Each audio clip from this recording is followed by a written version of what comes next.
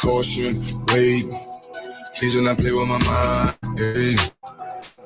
I do not play with my lines. Wait, I keep protection for mine. You will not touch what is mine.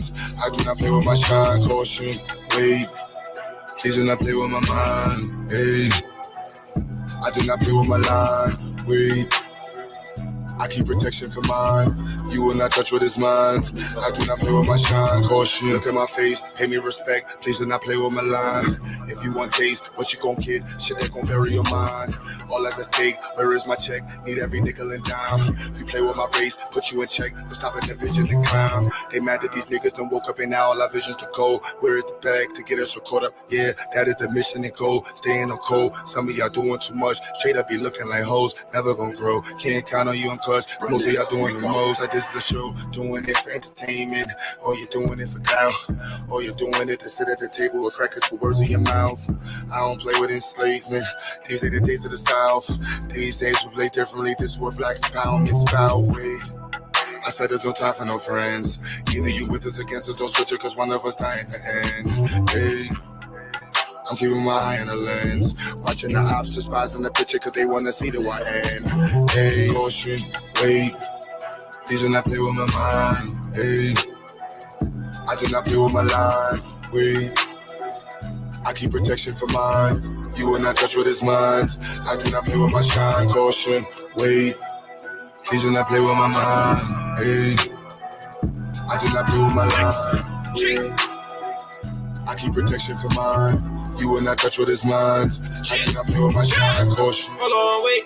See a black man doing great with black-owned businesses, building in a different state. Why you snakes way late in the grass, plotting on what you can take? Papa, black money in a black bank, mean black money is safe, protected, like it's heavily protected.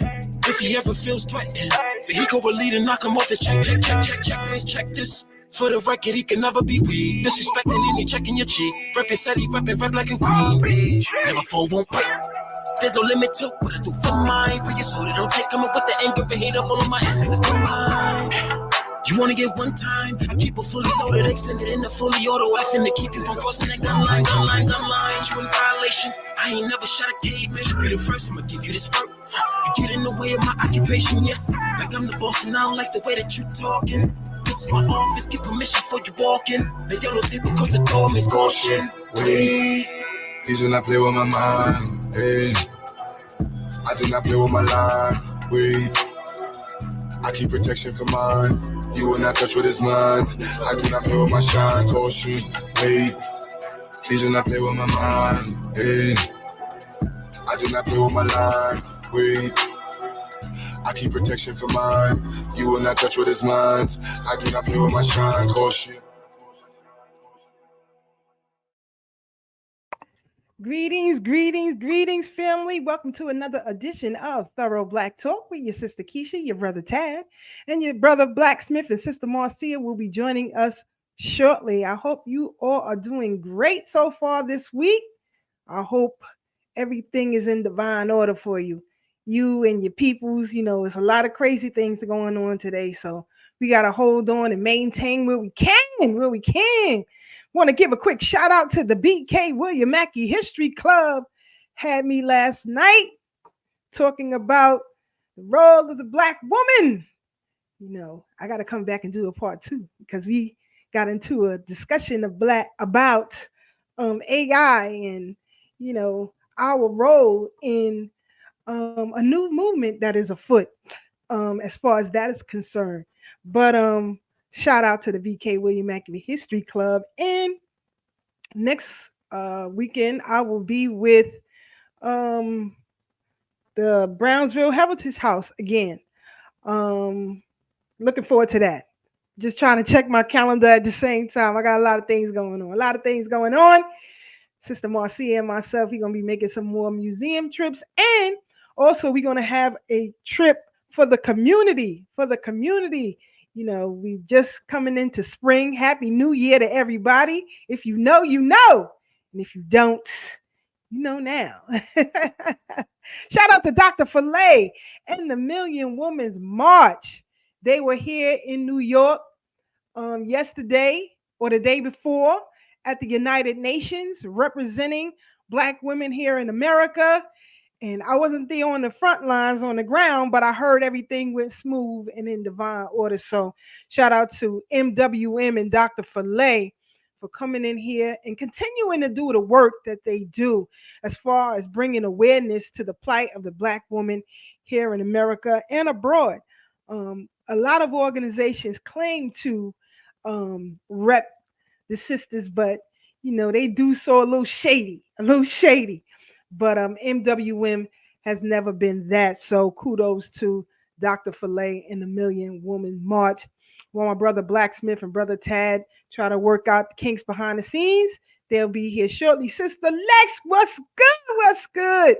Nice to see you, my sister. Tell your mom I said, what's up?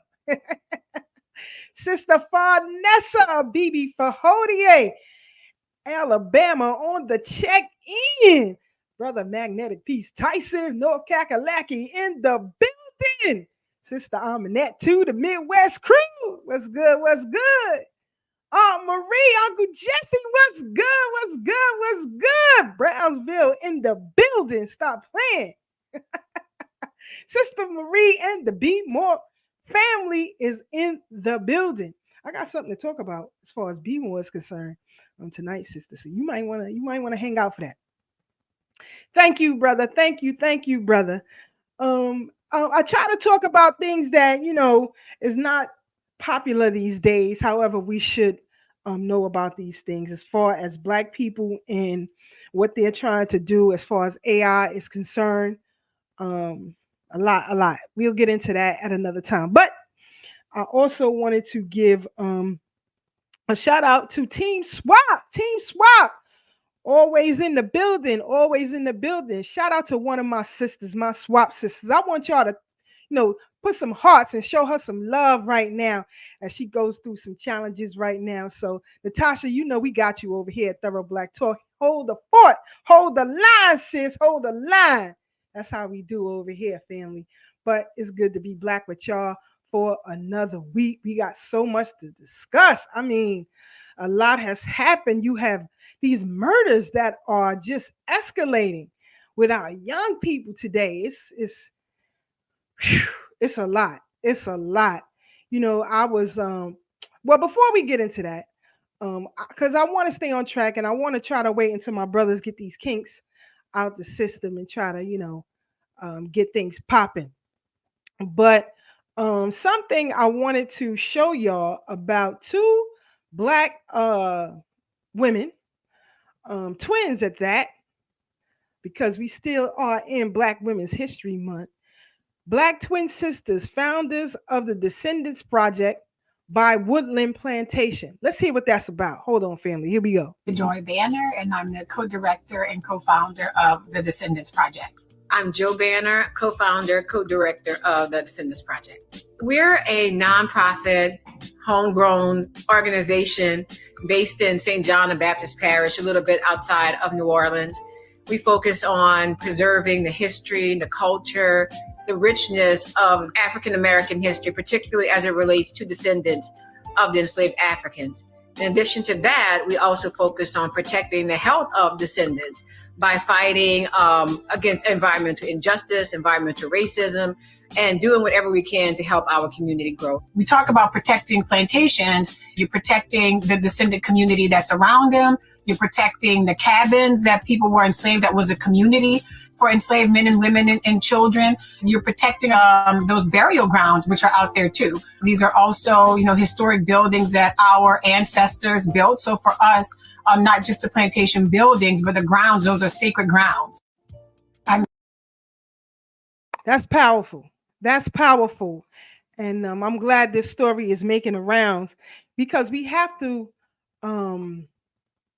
not only document, but preserve, I should say, these sites where our ancestors were enslaved. And if we can access that property, we should. This helps along with the fight for reparation, as far as proof is concerned, right? But we know that in this country, it don't matter how much proof you have, it's the force that you have behind the proof, right? So we got to remember that and keep that in the back of our minds as we continue our fight. Something happened. Something happened. Well, not happened, but we pretty much know what was going to happen. But Catherine Jackson, uh, the mother of the late Michael Jackson and the Jackson clan and the Jackson family, um, Michael's son, Blanket, attempts to block his grandmother, Catherine, from using Michael's estate money in a legal battle. This is what I mean. Here, you have the genius of a black father. Despite what you may think or feel about Joe Jackson, excuse me, that's neither here nor there. But this man refused to have his own children. And that legacy that Michael Jackson continued for the Jackson family through and by way of Joe Jackson, all of that fortune he leaves in the hands of these Urugos. And these Urugos are turning on his own mama. Now, if you knew anything about Michael Jackson, you know he was extremely close to his mother. Well, I guess he didn't think this through. Now, did he? Did he? This is disgusting. This is disgusting. This dude Blanket, or whatever his name is, you wouldn't have a fortune if it wasn't for the artificial insemination or whatever the hell it was that produced you. And this musical genius claims you as his son and you turn on his mama. But like I said, it has nothing to do with how they're raised. It is innate in their behavior. This is crazy. This is crazy. So I want to know what y'all think about that. I mean, this this is what I'm saying. This is what I'm saying. Even the genius of Kanye West, if he's no longer here, where does his fortune lie? Either with the Urugu he's laying with or his biracial children that have a difficulty with him. How does this flow? How does this go? This is problematic. I wish, we can think things through clearly, if you will, and just do better. Just do better. We have to. Shout out to all of the black entrepreneurs out there. I've been getting hit up with some information on some things. I've been sharing some of these new black entrepreneurs, especially those in footwear and apparel, especially for my brothers. You have a new work boot company that's out. I've shared that information with our brothers. And I think I see my brother Black in the back. You ready, Black? He says yes. Tad is coming on in a few. Brother Blacksmith in the building. What's good? What's up, baby? You looking good? Thank you, my brother. You as well. Let me find out you got your beautiful fedora on. I'm gonna shout you out first before I say anything. I'm chilling.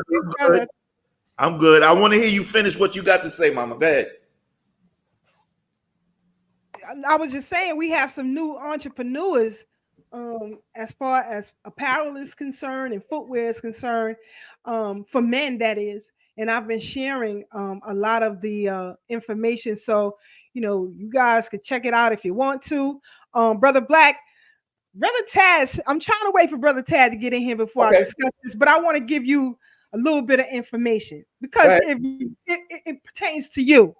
Now, for those of you, because our people, Brother Black, not this audience, because we got a sophisticated audience, but our people, they don't like to believe things unless it comes from the Urugu.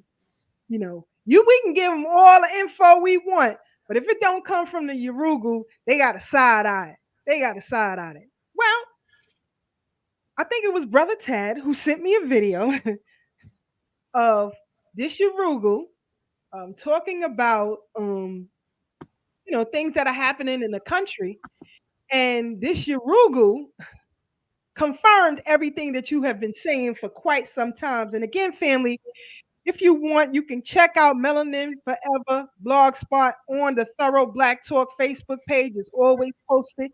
Once Brother Black posts it, I forward it. The same with Brother Tad. If you have missed any episodes of the OG Wisdom podcast, they are always posted on the Thorough Black Talk page. You know, this is what we do over here. We Thank you, share. Sister Keisha. Oh, of course, brother. You know, this is what it's about. We share over here. Also, I have to give a shout out to Dr. Randy Short. Chopped it up with him yesterday for a minute. I will be on his show actually tomorrow. I almost forgot. That's why I said I gotta look at my calendar.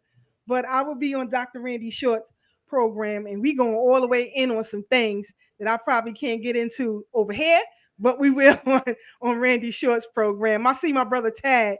Here we go, brother Tad on the building. OG, Yeah. Peace, family. Peace, brother Black. Peace, sister Keisha. Yeah, technology wasn't technologizing it. However that word go. It wasn't technicalizing. Hey, Tad, can I ask you a question? Was it saying it couldn't access your browser and go back out and in again? Yeah. So it did me the same way. That's why it took me so long to come in. Sis, I was here at 7. So I don't know. I wasn't that early, but yeah. Y'all ain't the only ones because I've been having problems all day. Last week you didn't knock off like you usually do when Tad and Marcia start arguing. Surprisingly, huh? Surprisingly. Yeah. But I was saying, brother Tad, before you came in, because I was watching. I showed the picture of Blanket, who is the son of the late Michael Jackson, and how he's trying to block Catherine from using any of the estate funds. This coincides with the parents of Kobe Bryant, who tried to sell, I believe, one of his championship rings, and people on social media are reaming them. Your thoughts on that, brother Black? Because I didn't get your thoughts on, that issue with Blanket and Catherine Jackson. Well, when you have people who are worth, let's say, 500 million and up, you become a icon and an entity, a brand, and one thing that I think I stress constantly in any case such as this is the level of control that the industries have over you. And I say that not because I'm rich or I have a lot of money or what have you, as a targeted individual. So even though it's the same thing, I'm on the macro I'm on the micro and they're on the macro because they're in the fishbowl. They're in the public eye. Wherever they go and whatever they do gets reported. Michael Jackson used to, when he hung his baby, I think it was Blanket as well, over the railing in Germany or wherever, somewhere in Europe and all that. I mean, that was, if me and you did that or whatever the case may be, the internet would be abuzz with how those black people over there holding their kids over the balcony to throw them off and so on. So the level of control, and this is, I have to talk about my book if I'm gonna say that, shows you that.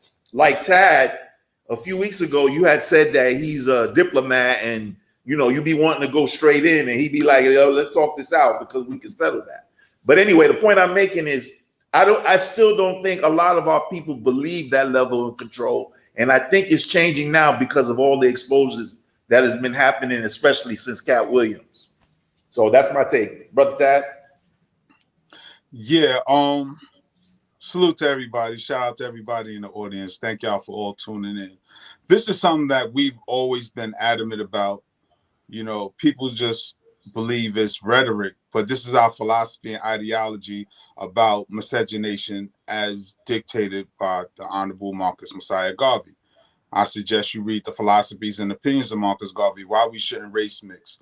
With us as Africans in America who was kidnapped and stolen, we lost the concept of reality and what's been given to us as a manufactured reality. What do I mean by that? When we look at marriage, we look at it as something romanticized and fantasized and don't have a realistic approach to marriage. That's why 50% of black marriages end in divorce nowadays. We're not realistic. We've always been against race mixing, and I hate to use that word because that's what the Europeans use for us, but you can't say it no plainer than that, because they view it as a business relationship, as many cultures once did. So this is one of the things we said, that once a black person passed, the white people will take that money and use it to benefit their system of white supremacy. Because if the roles was reversed and this system gave us an advantage, by all means, I would use it to my advantage, regardless of who I marry, whether I married a Chinese, Korean, white woman, or whatever. If I had a system in place that benefits me and my ideas, my lifestyle, my philosophy, I'm going to use it to my advantage. And this is what white people are doing. And this is what we saw coming when Michael Jackson decided to have children with a white woman. Now, here's the progenitor of life. Here's the mother that made it all possible. Not just the black woman in general, but your own black grandmother, to be specific. And something you said about Joe Jackson, Sister Keisha, one thing I hate about the media is that any black man who disciplines his children, who happen to be celebrities, athletes, or have you, they always want to ostracize him and vilify him, make him the bad guy, not acknowledging that through his discipline and encouragement, that he was able to catapult his children to the heights that they may not have seen with anyone else. Case in point, Michael Jackson, Serena Williams, and the likes. They always try to isolate you and then cut you off from the strength that moves us forward. And that's something I saw done with Joe Jackson and Serena and Richard Williams. Thank you. So we have to keep this in mind when we talk about, we don't want nobody outside of our race, because this is very important.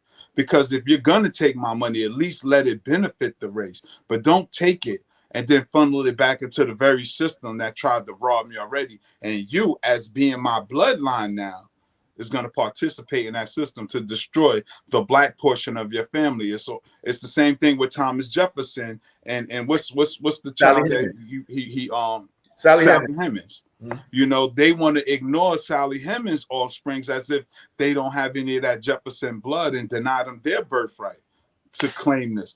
This is, I mean, all of this is historical. This is not something we're making up, it's not rhetoric. And Blanket is proving the point that we made. Here it is, 2024. And it just bringing it to light, something that we've always said. Because unfortunately, Sister Keisha, with our people not really doing the studies, they think it's rhetoric, or, oh, that was so long ago, that's ancient history. That no. This is how they operate. This is their MO, their modus operandi, the mode in how they operate. They only engage in relationships for what they could benefit from it. That's how they move. We are African people. We think communal when we do the things we do. When we try to make money, or when we do make money, we try to benefit our people, take care of our family and our communities with that money. They don't think like that. They're very individualistic, and it's just something in their nature. You know, it's not saying it's good or bad or right or wrong. It just is what it is. Birds fly, fish swim, lions growl. It just is what it is. Crack is crack. Crackers be crack. You know, that's Facts, just my position. Facts. And if you really want to, speaking of Richard Williams, read his book, Black and White, The Way That I See It. Very, very good book. Check it out if you can. I want to add another dimension real quick, Sister Keisha, to this. Yes, sir. Yes, sir. What I see happening, especially when it comes and more in particular, because for Black people who are maybe under the age of 40, a lot of us don't know our father. Most of us, a lot of us. Now, I'm not going to say most, but a lot, too many. And it's interesting that when we talk about these people that we're talking about and their fathers, it's interesting that it was quite known for most of Kobe's career, or let's say most of his playing career in the NBA, that him and his father had an issue when he married his wife, because she's Latina, and he grew him up like to be woke, or aware that, about race mixing and blah, blah, this. And for that for a long time in his career. He didn't have a relationship with his father. With Michael Jackson, I don't know if you remember a few years back. Well, this is on my old blog. I had put that his father, supposedly they entered into the stratosphere when they made Michael Jackson a eunuch. We know those are not his children. There is nothing about them black DNA. Just because he died white didn't mean that his DNA and chromosomes got washed out. And as far as the Williams sisters, y'all already know that the rumors said that they're really dudes. The relationship that they had with their father that got estranged, Beyonce to a lesser or greater degree too. The relationship could have been a ploy for the media to portray him one way so they could buy him out eventually, and then they go on and be who they are. Now they with white men and exclusively and all that. Whatever. I'm just trying to throw that into the picture to say that these people, the spin doctors that work for the ops, take stories, develop them, and then just put it out in the public and let you take it with whatever angle you want for us to be talking about this. When at the end of the day, we don't know what's going on because we ain't live with them. We don't know them personally. We don't talk to them. So, but you know what, Black? And I agree with you. One extra piece I want to add, though, it's always the goal to destroy the black man because the woman and the children are the targets. They want to destroy the women, but we are as Baba Baruti says, our women and children are the garden, and black men, we're the fence around that garden. So they have to destroy our image. They have to at all costs. So what they do is drive a wedge between it. In fact, Sister Keisha, I don't know if I sent you a video, but there was a video of I believe it was Shirley Temple talking about they separated her from her mother when she went to a Hollywood meeting, and the guy went to molest Shirley Temple as well as her mother. This thing has always been prevalent in not just in Hollywood, but in society where they want to separate us and keep us divided. That was the whole purpose of selling off the family members. Because like I always said, they know that our strength is in our unity. And even if it's just the nuclear family. So they have to create this narrative that black men are evil and aggressive and this, that, and the third. But that's from a westernized viewpoint. Because from an African-centered viewpoint, of course we're going to be aggressive because we see the subtle attacks against our family. We see the attacks against our women and children. So of course I'm going to fight you back. So in your mind, I am the aggressor. I am your ops. And be clear, because I'm going to stand on that 10 toes down. Your ideas, your behavior, your philosophies are not welcome in my circle.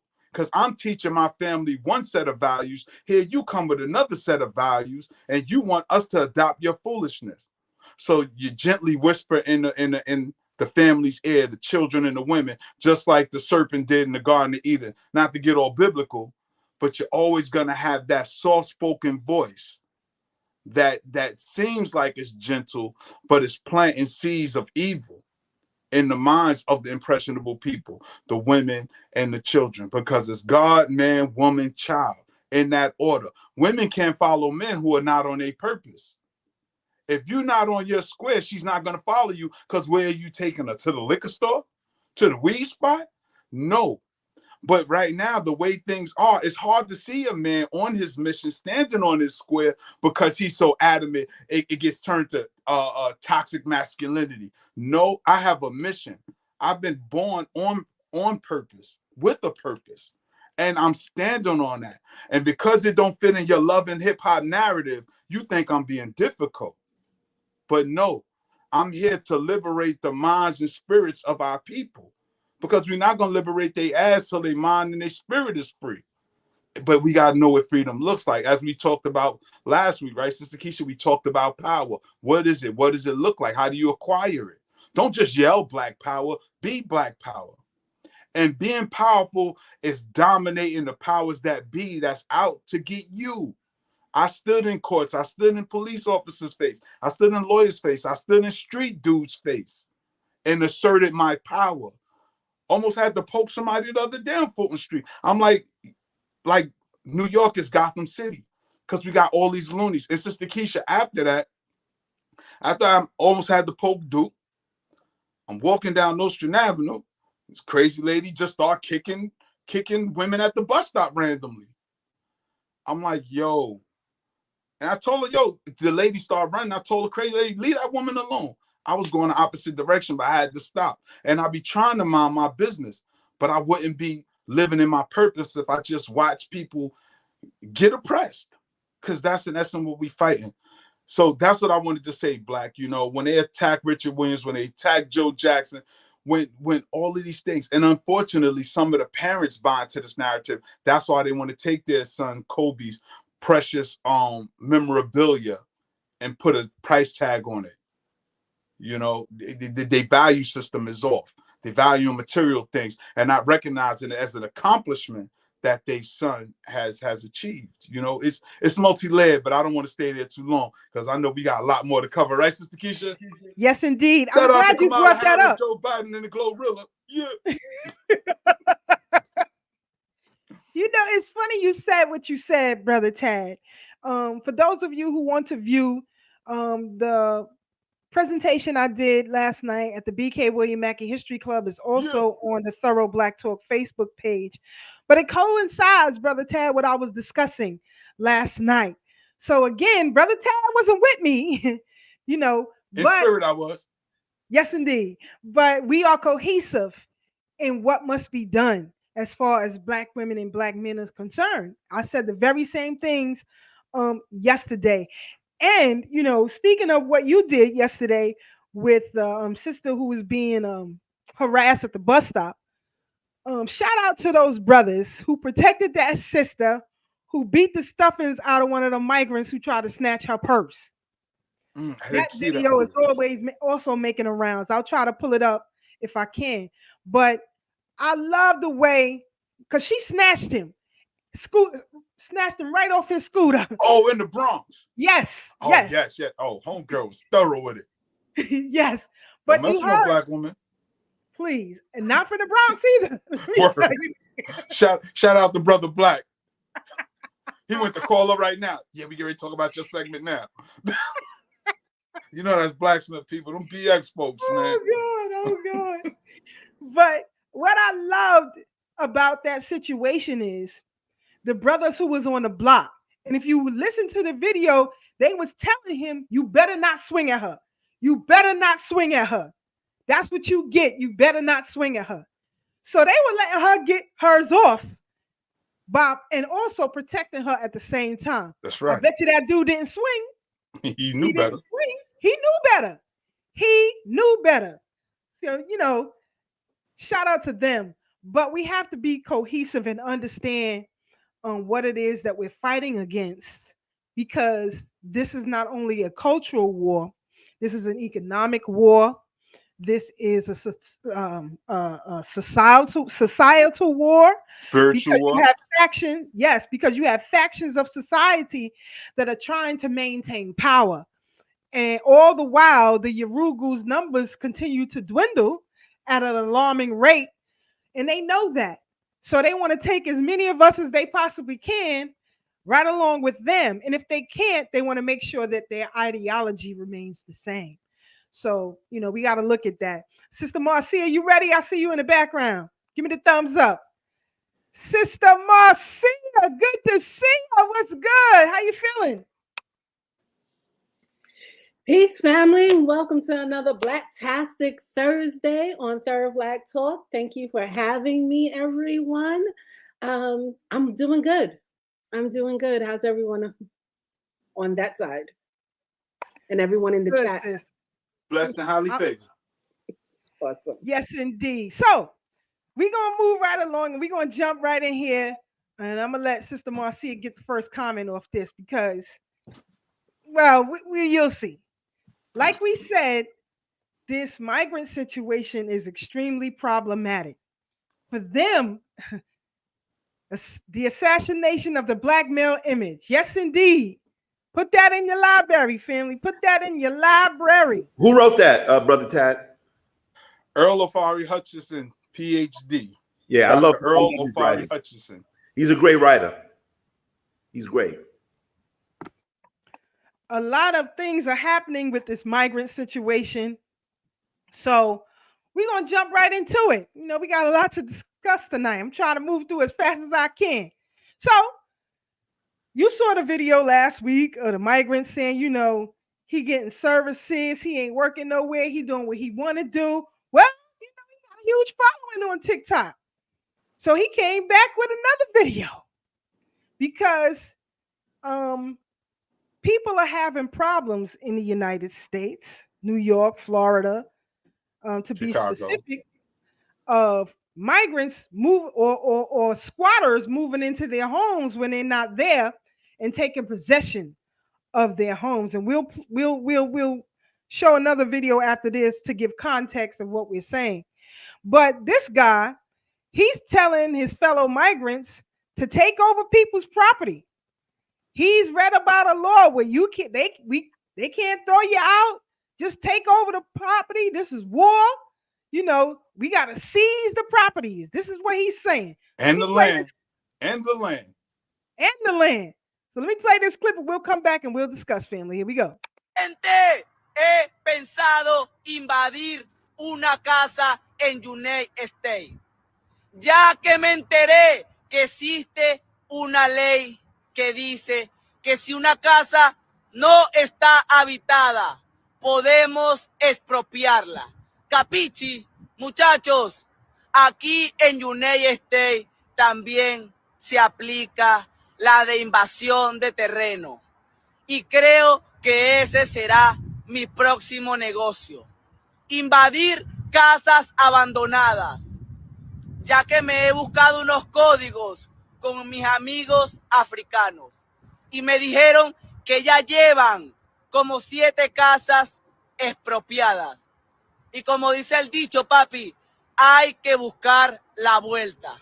Y la vuelta ahorita mismo es invadir casas, ya que nos encontramos en situación de calle y es la única manera que tenemos para no vivir en la calle y no ser una carga pública. Capichi, la ley dice que las casas abandonadas, deterioradas y que esté en mal estado, podemos llegar y repararlas, vivir en ellas y si podemos venderla, hasta pedir créditos con ella. ¿Qué dicen ustedes?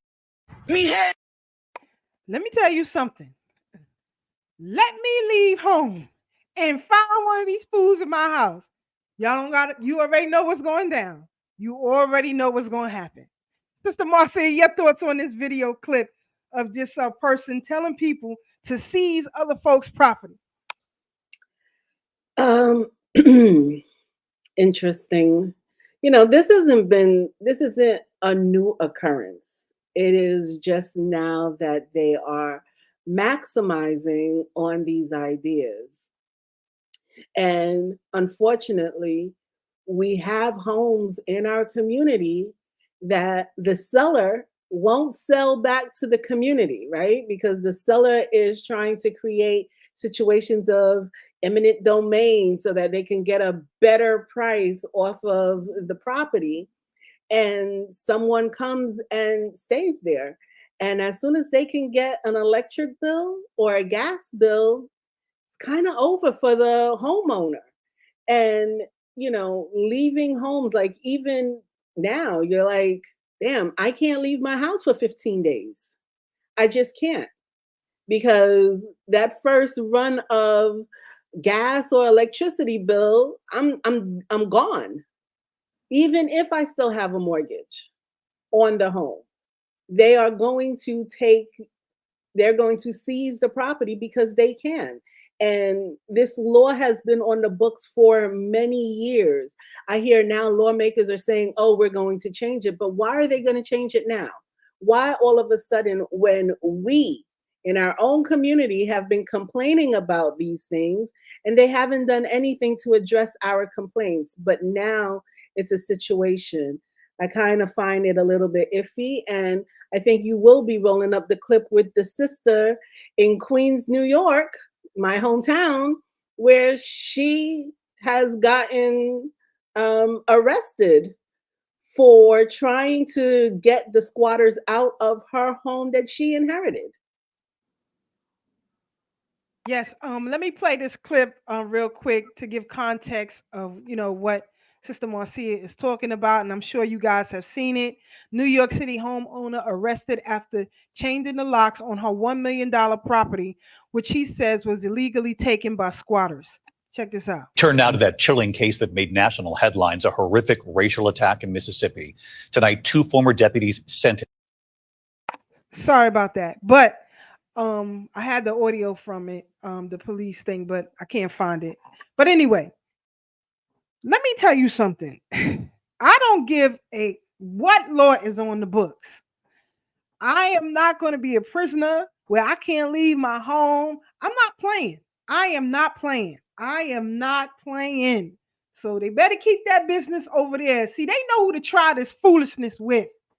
I'm not going to have those worries at all. I don't have those worries. And if I was that homeowner, it'll be a different outcome. And unfortunately, this is how we got to get down. Because as he said, I didn't say it, he said it. This means war. That's what he said. You understand what I'm saying?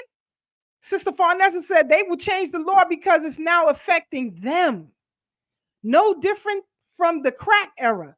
Drugs are a crisis for them now. But they didn't care when it was happening to our people. Of course. That's why, I don't have no empathy for these whatever you want to call them. I want to see that same energy they had towards our people in the 80s during the crack era. I want to see their babies snatched out of the homes. I want to see doors kicked in. I want their mama slammed to the ground. I want all that same energy that they gave to Black folks in the 80s. So because until they get it, I don't care. Even during the 80s, sis, eminent domain was available. That's how a lot of our elders lost their home, right? They went down south for the winter, came back, someone is living in their house, someone from Ohio is living in their house, and they took over their property. So this is not new to us. We just haven't learned lessons from those situations to safeguard our homes and our communities. So it's very interesting. I don't know. It ain't gonna happen to nobody I know. I'm gonna tell you that right now. Everybody I know who owns property is gonna give them the business. So I don't know weak ones and fake ones. I just don't. Isn't it? Go ahead, brother. Isn't this akin to? I mean, not the same, of course, but at the end of the day, it's the same thing. To the lady that just passed away. That, by the way, in Hilton Head, South Carolina. That they was trying to take her land. They started littering on it, making noise early in the morning where she couldn't rest. The lady was in her 90s. She already passed away. I believe she passed away from the stress. When you're in your 90s, you can't be stressed like that. You ain't supposed to do nothing but drink water and sit there and, relax. Be relaxed. You're not right. Even Dr. Frances Cress Wilson. I was just about to say that same situation with her home down in DC. Yeah. These people wanted her property and would make terrible noise. She would be frustrated, and she would call on her family to help her, but unfortunately, the drop squad. Nah. We can't say we, because like I said, look, my cousin right there, Philly in the building, right here. He said, you better believe it. We don't rock like that. Like, this stuff is foreign to me. We don't rock like that. It ain't gonna happen. And I feel sorry for people who grew up in situations who don't know that. Right. Yeah, it's going down. It's going down. One phone call leads to another phone call leads to another phone call, and after that phone call, the squad is pulling up. I don't know what that is. I just don't know what it is, and it's unfortunate that Dr. Welsing had to go through that. Yeah, I think they were going through, down there, they were looking at it from a legal standpoint. Legally, every time you heard a conversation about it, it's legally this and legally that, and everybody was like, well, can we do anything a little bit more aggressive, more forceful? And you know what it is, Sister Marcia? And that's the thing, because again, with power, you don't ask for permission. You got your crib jacked. You are standing on the truth. You within all your rights to handle this how you see fit. Because now here it is, when we talk about legal and illegal, we know the law is not equitable. What applies to one group does not apply to another. Because had we tried that, like we've done in the past, we're arrested for trespassing. Right? People are being allowed to put utilities in their name. How is that? Me owning a house and having my own apartment, I know I had to come with some proof proving that I have a lease to put utilities in my name, or I have to have a deed. I have to have some documentation saying that I have permission to put utilities in my name. But to remedy this problem, if I was to come home and someone is in my house, Sister Keisha, I'm making one phone call. I did not detach myself from my former life. I am who I am. I'm just smarter. Brother Black, that's why I'm very diplomatic. Because if we're not going to do it with persuasive speaking, we use that universal language called violence.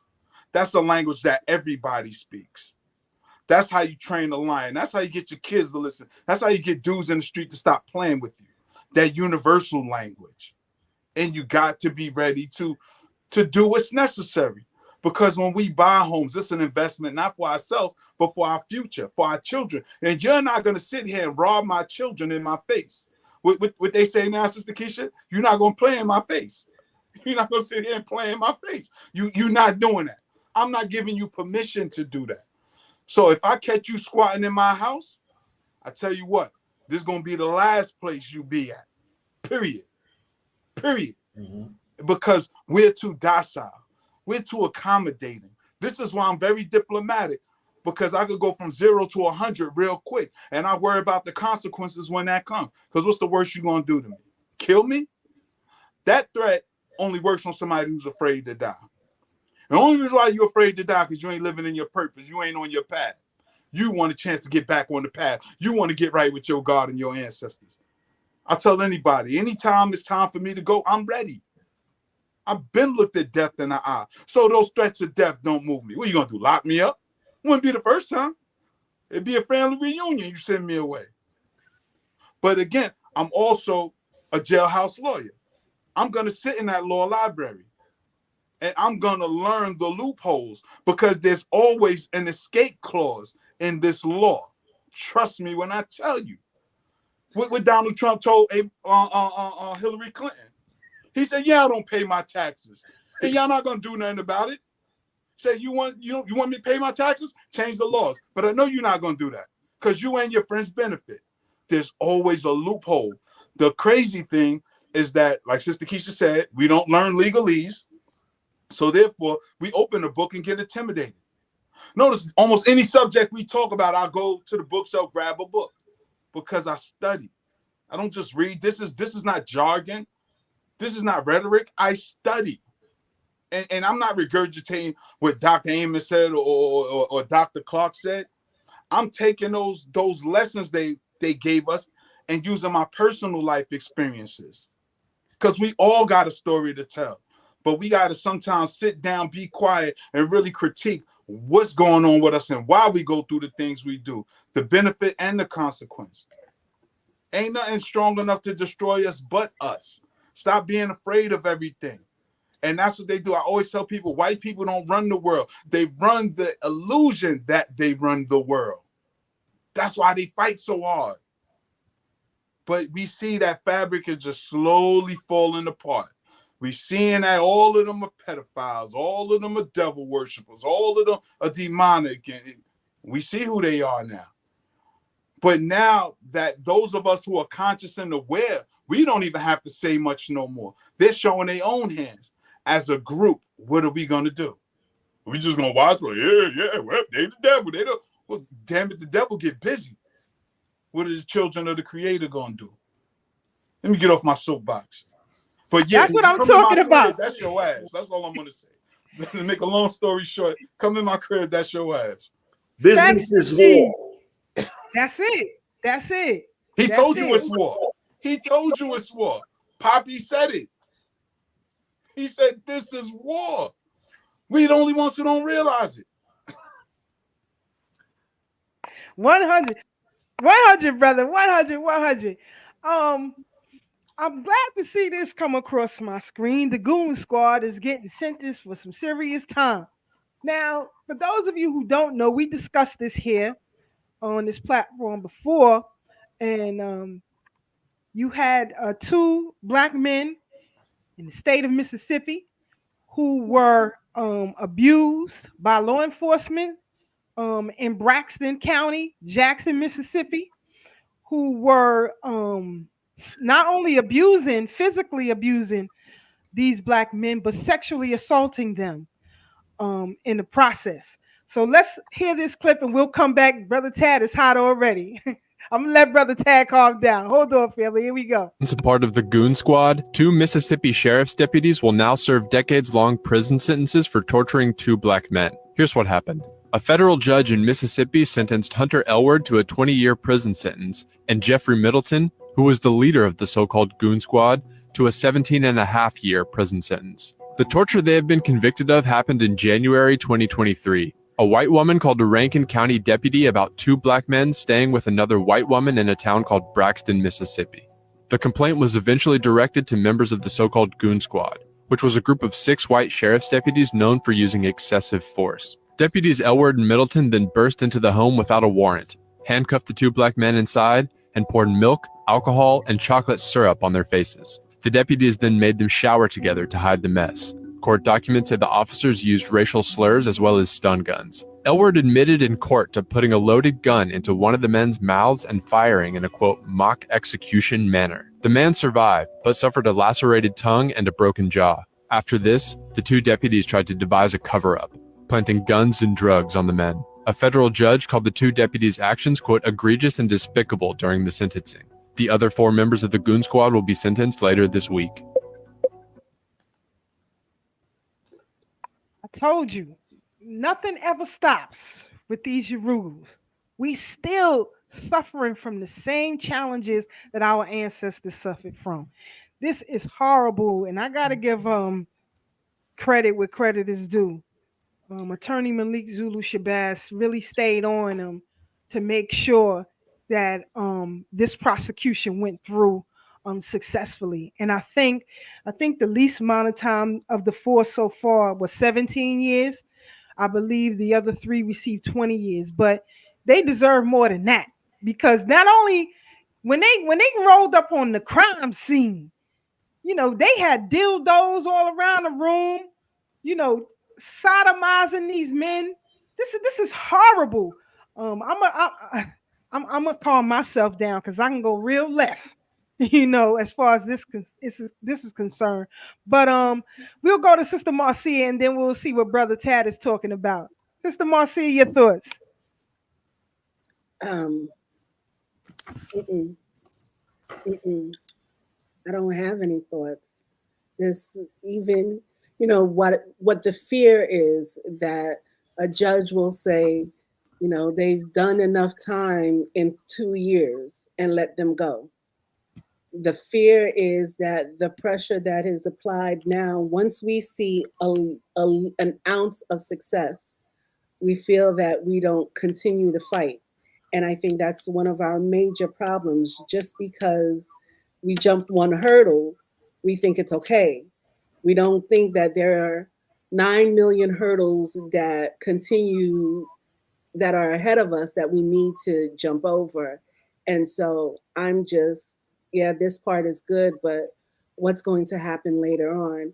And how does this stem in terms of what's happening nationwide to our brothers and sisters each and every day?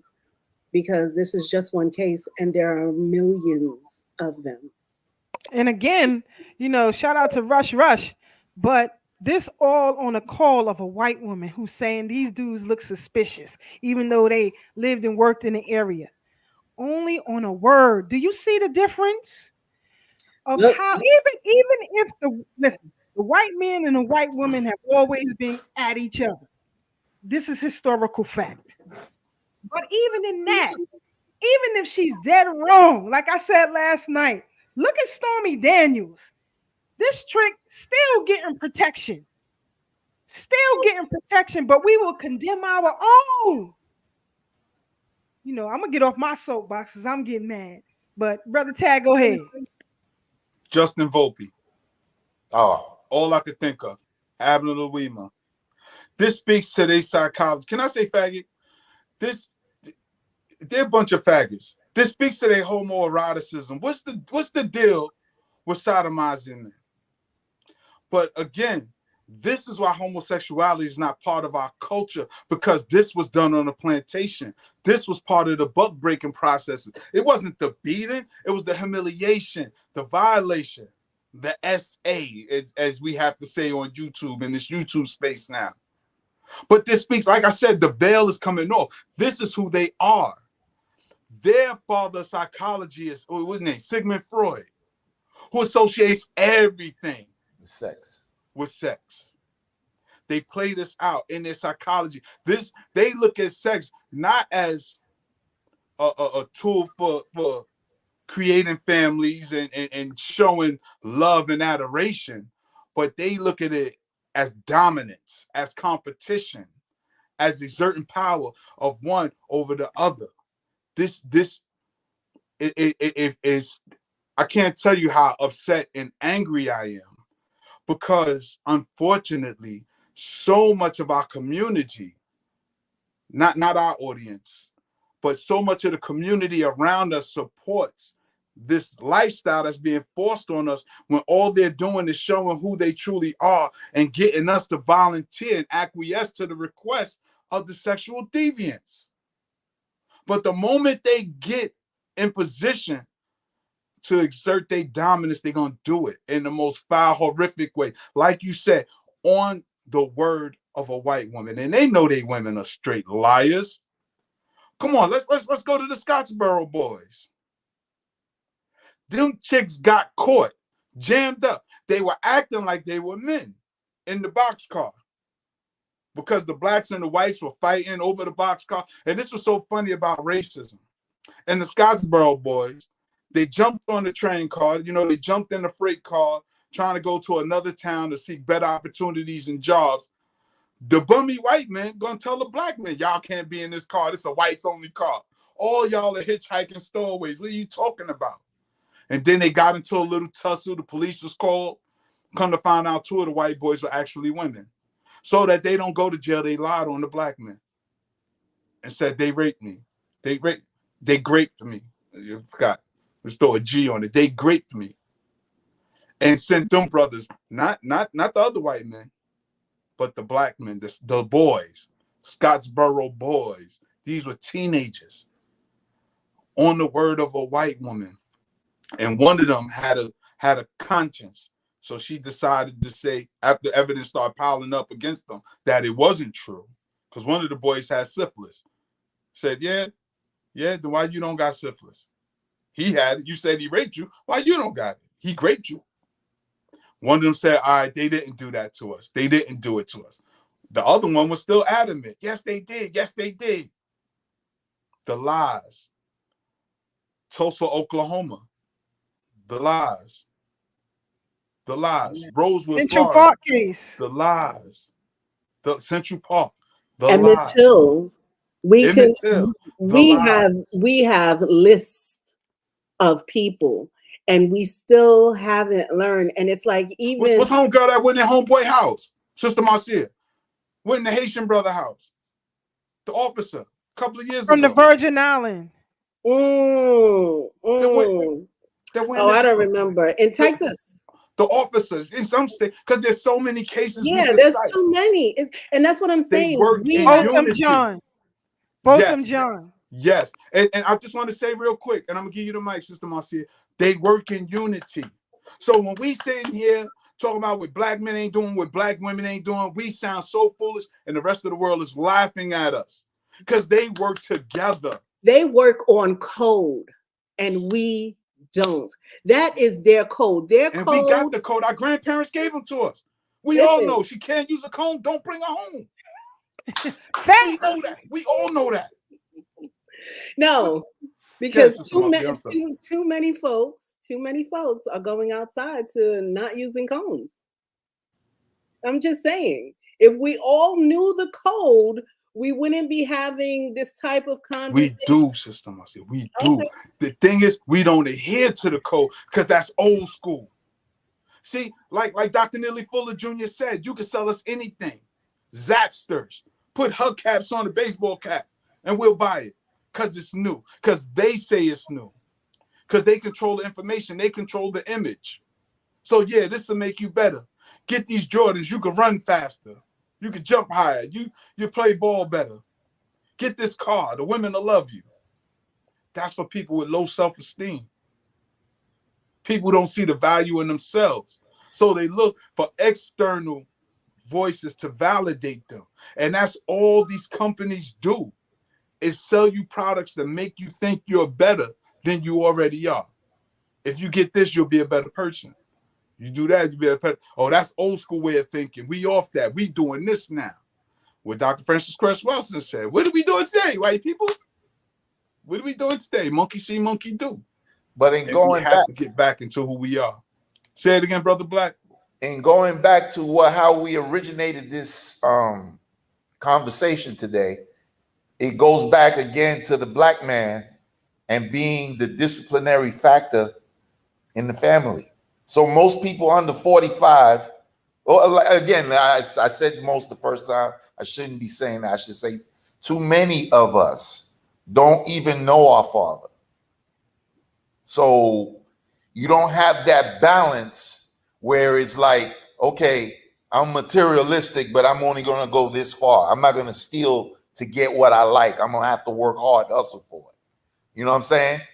Where you got somebody checking you, not on an emotional level, but on I care about you and I don't want you to go to prison or get caught up in something that you can't get out of. And now you got to do 25 years of life and what have you. So a lot of this comes back to the original conversation and the black men that and all the iconic figures that we spoke about with strong black fathers and that dynamic, whether good or bad. I just wanted to put that in. And a lot of people are just stuck on stupid. That too. There's a preference for them. I had a little social media debate regarding black people voting, in particular Democrat. And all I wrote was a small paragraph. But this dude, I guess he couldn't stomach the truth. So his only response is, I don't like to read. And you said that out loud. I'm like, and you actually wrote that. The debate is done. You know, I only debate my equals or others I teach. It's done. You have nothing else to say. But keeping right in line with stuck on stupid. Brother Tad, I think, sent me this video yes, earlier. I did. Yes, I did. Let's play this and then we'll come back and we'll move on. Here we go, family. You know, I used to think black people was just fucking dumb. I used to think we was just fucking that dumb. But I realized we're not that dumb. We're just unaware and we're stuck in our ways. I was talking to this black lady this morning and she was talking so bad about Trump. I said, well, what did Trump do that was racist? She couldn't explain it. And then this old ass black lady said, well, Joe Biden and was talking to Glorilla. I said, how you know who Glorilla is? She said, I know who Glorilla is. Then she said, Joe Biden was talking to Glorilla and Kamala Harris was talking to Fat Joe. And I said, damn, I thought we was unaware. This old bitch know that Joe Biden talking to Glorilla and Kamala Harris talking to Fat Joe. I said, this old bitch just that fucking dumb. This bitch in her 70s and don't see that them talking to rappers is pandering to us like we children. They think this bitch is still a minor. This bitch 70 years old. And she think that Joe Biden talking to Glorilla and Kamala Harris and talking to Fat Joe is a good thing. Bitch, you 70. with gray hair and your fucking neck hanging, and you still that fucking stupid. Lord have mercy. Now, Sister Key, I knew you get a kick out of it. And I felt bad he's talking about an elder like that, but I agree with him 100%. Older, not an elder, older. Older. Why do you know who Glorilla is? And why do you think that's a good thing? She doesn't. She doesn't. Because I've been around these old people. They don't know nothing from nothing. Whatever young person is around them, show them a couple of information, show them a couple of points, but they don't really know. They've never heard a song from a Glorilla. They've never this, they've never that. This is just them trying to be cool. They want to be relevant themselves, these olders. You go sit in one of them old AKA meetings with all those seniors. They know nothing. They want us to feed them information. And they have a lot of young AKAs that come and do their volunteer work that they must do as part of their program that are feeding them information. And they'll tell them, now remember, baby girl, you got to vote down the line because that's the way we get what we need. Remember, young brother, you got to vote down the line. This is what they say in all of these senior homes that are still existing, that are hosted by these fraternities and sororities. That has been my personal eyewitness account. So that's all I'll say. So then we just in trouble. Hey, Tad, you got to. We absolutely are. Marcia, let me get him real quick. You got to remember, an old chicken head is still a hen, bro. It's an old chicken head. Black, you just told our age. Get old. You just told our age. They was doing the equivalent of what Cardi B, Meg Thee Stallion, all these other Sukihana, your best friend, and all of them is doing now. And you know what's so crazy? You know what's so crazy? I agree, but I disagree. I get it. Because, and I guess I'm fortunate. Like we was talking about the fathers. Look, this my father with his great grandsons. Me, my son, my father, and my father great grandsons. I can tell you who my grandfather's grandfather was and climb up further in the tree. Not having the father in the light, that's not my family's mine either. culture. That's and it's unfortunate that other folks, because I seen Sister Farnessa or Sister Marie, one of the sisters who said, you know, they don't know their father, and that's unfortunate. And a lot of people don't have great relationships. I always tell people, my father's my dude. And the reason that is because we've all held on to the family values as they are passed down. Your elders are supposed to be the people you could come to for good, sound advice and share their mistakes with you.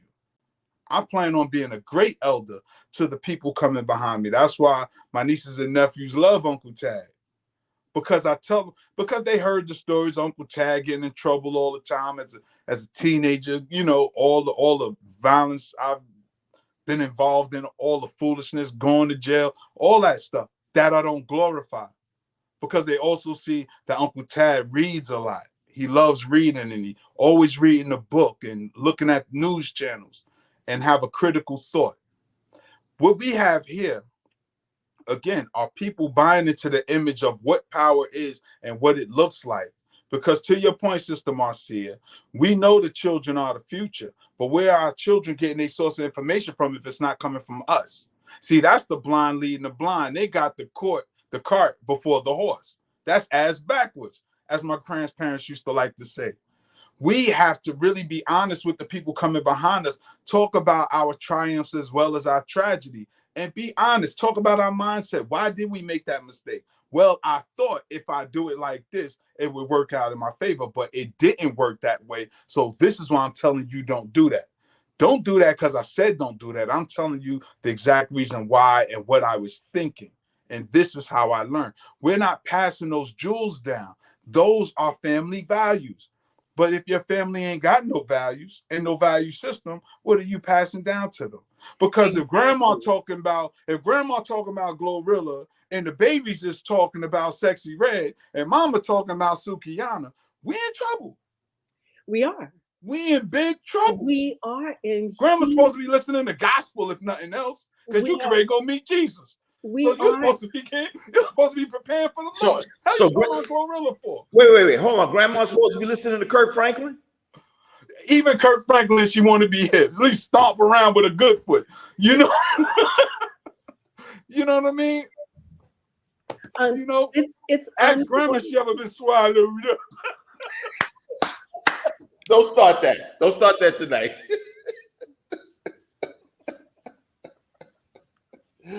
Every time we start that, I get cut off. Hey, cut that off 5 minutes. So you can stay. Grandma, have you ever been swallowed at church? I'm going to share a quick story with y'all, and this is funny. Off the subject, but on the subject. Audience, y'all might get a kick out of it too. You know, when you go see your elders, your grandparents and stuff, they normally watching game shows and stuff. One day, we sitting watching Steve Harvey and Family Feud. It's just me and Grandma. I went to visit her, sitting there watching TV with her. They said, name a jelly. Grape, ding. Strawberry, ding. KY. Of course, everybody laughing. KY, ding. My grandmother got this confused look. She said, well, I ain't never heard of that. And you know, I was about to explain. My son, I'm going to leave that alone. Don't worry about it, Grandma. I just thought that was the funniest thing in the world because I wanted to explain to her, but I'm going to leave that one alone. But that's what grandparents are supposed to be doing. Not no Glorilla. None of that. None of that crazy stuff. Most grandma do is say, read this letter for me and tell me what to say. Tell me what these people talking about. That's it. Yeah, but I'm off my soapbox. Y'all catch me here every Thursday, 8 o'clock. Y'all been a great crowd. Supposed to drop the mic, bro. Woo. Get us in trouble. Here he go again. You know, but I need that laugh. We really need to laugh because it's such a sad situation. Yeah. Right? We gotta laugh. And we have to remember, you know, I think it was Sister Marie said in the chat, we're lucky to come from families, Tad, of like that. You know, not everybody had that, unfortunately, or has that, unfortunately. But I'm just thankful on both sides of my family. You know, we pro-black and we bout it. Yes. We pro-black and we bout it. You ain't gonna see no foolishness going on. You know, you got a little nuts here and there, but you know, every family got their nuts. But we need to and look, ourselves. The nuts know where to be at when they come around the family. Like, look, you get here and don't start that shit. Sit down and be quiet. And they sit down and be quiet. They'll go to the store. You the errand boy. Because your space around has got to be limited. And we monitoring your drinks. Because we know how you get. But see, and that's what I'm saying. This is how we're supposed to be within our community. Because as Black said, that's the microcosm of the macro. Because I remember when the community was like this. You've seen a homeless person. Like on my block, we had Donald the Bum. He wasn't a threat. Everybody knew Donald. Donald was just a man down on his luck. That's what it was. You know what I'm saying? Whether he used drugs or not, I don't know. I was still a child, but I knew we were still taught to respect him. His name was Donald the Bum. That's what we called him. Donald the Bum. But as a child, you wasn't allowed to disrespect him. And we didn't see elders disrespect him either. Not our fathers, not the old men on the block. He's just a black man down on his luck. There was still a level of respect going on. Right now, respect is not the order of the day. We don't have that right now. You know, we don't have that to the point where children are walking past someone. You will walk past a trash can and still throw trash on the ground. So that's the level that we're at right now. When you don't even see enough self-respect for your community. So now if you're throwing trash on the ground like that, how does your home look? Exactly. You know, how does your family treat one another? Because you have no decorum for yourself, because your community is a reflection of you. Where your home is a reflection of you. And now, you know, like, as we even spoke about, and Sister Keisha was talking about, they should have brought charges against NYCHA for having pissy hallways and stuff like that. That psychologically has damaged so many people who were raised in housing systems like this. And to just imagine that they're growing up and some of them have not left those systems. So it just continues on and becomes more and more of a problem. And as of late, because back in the days, public housing wasn't like that. I lived in public housing. My family lived in public housing. It was never like that. Never like that. You talk about clean, neat. You had community programs. Everybody knew everybody. Even the floors were different colors. They were painted different colors. And you had a floor captain. You had tenant patrol in the building. So it's as of late, like after the crack era, that's when the shenanigans kicked in. Right? And right now, you don't have access to the community centers of public housing. Some of those community centers are shut down. You can't have or ran by external organizations. Yes. Right. Yes, sir. Yes, sir. Because I tried to access one to do a program. They was like, oh, you have to speak to this agency, speak to this agency. I spoke to 9 different agencies till I was like, you know what? This is what gets people fed up. Listen, you know? Mayor Giuliani in the 90s with that Dominic Carter dude interviewed him, and Giuliani told him, well, by the year 2000, you're going to have money to live in New York. And when Dominic even uttered like he was going to ask him, what did he mean? He said, look, and leaned into the mic and said the same thing all over again.